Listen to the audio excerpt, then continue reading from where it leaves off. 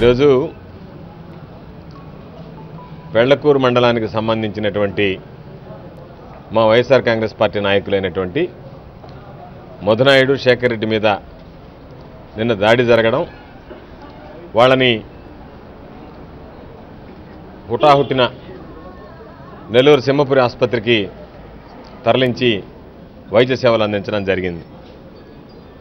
అందుకే ఈరోజు మేమందరం కలిసి మండల కన్వీనరు, మండలాధ్యక్షుడు అందరం కలిసి వాళ్ళని ఒకసారి పరామర్శించి ఆరోగ్య పరిస్థితులు వైద్యులను అడిగి తెలుసుకుని, ఈరోజు ప్రభుత్వం అధికార పార్టీ ప్రతిపక్షాల మీద కేసులు పెట్టిస్తూ దాడులు చేయిస్తూ ఈరోజు ఈ విధంగా వ్యవహరించడం అనేటువంటిది ప్రజాస్వామ్య వ్యవస్థలో సిగ్గు చేయటం అనేటువంటి విషయం.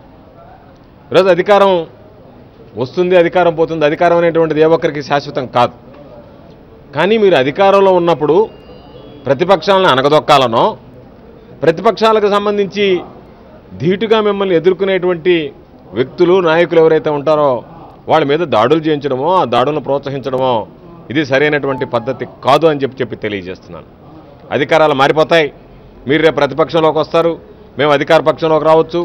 అటువంటి పరిస్థితుల్లో మీరు చేసినటువంటి ఇదే రకమైనటువంటి దాడులు మీ మీద జరిగితే మీరు ఏ విధంగా సమర్థించుకోగలరు అని చెప్పి సందర్భంగా నేను అడుగుతున్నా. కాబట్టి ఇది సరైనటువంటి పద్ధతి కాదు. జిల్లా ఎస్పీ గారితో నేను మాట్లాడి జిల్లా ఎస్పీ గారికి చెప్పాను, ఈ పరిస్థితులు కొనసాగితే, ఈ ఉద్రిక్తంగా మారితే ఈ జిల్లాలో శాంతి భద్రతల సమస్యలు తయారవుతాయి. కాబట్టి ఇటువంటి విషయాల మీద మీరు ఉక్కుపాదంతో అణిచివేసి తక్షణమే సీరియస్గా తీసుకొని దీన్ని నివారించేందుకు చర్యలు చేపట్టలేకపోతే, పోలీసు యంత్రాంగం వైఫల్యం చెందితే, మీరు కనుక ఉదాసీనంగా అధికార పార్టీకి సంబంధించినటువంటి వ్యక్తులని వ్యవహరిస్తే, ప్రతిపక్షానికి సంబంధించినటువంటి వ్యక్తుల మీద దాడులు జరిగినప్పుడు వాటిని మీరు చూస్తూ ఊరుకుంటే భవిష్యత్తులో తీవ్రమైనటువంటి పరిణామాలు జరుగుతాయి. దానికి పోలీసు శాఖ బాధ్యత వహించాల్సి వస్తుంది అని చెప్పాను.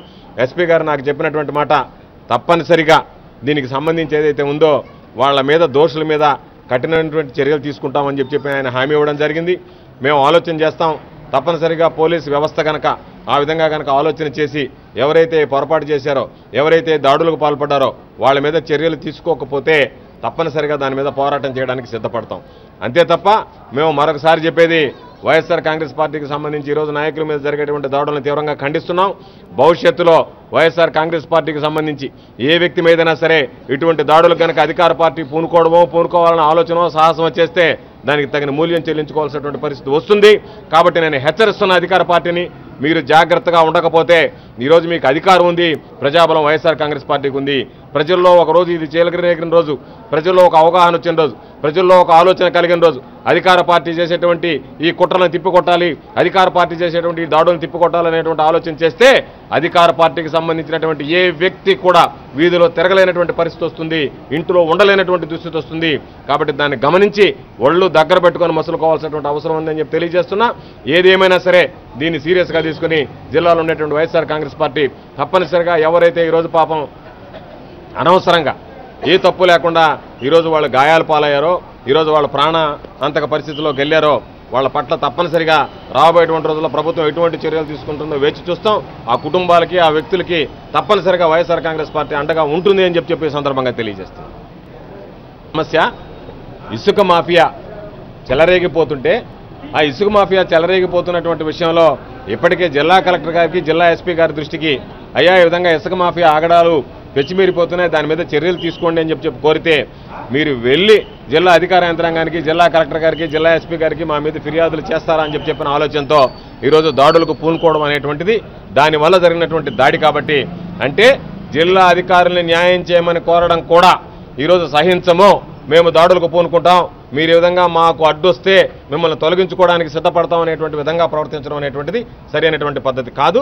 కాబట్టి దీని మీద జిల్లా కలెక్టర్ గారు, జిల్లా ఎస్పీ గారి దృష్టి కూడా మరొకసారి తీసుకువెళ్ళి మీ దగ్గర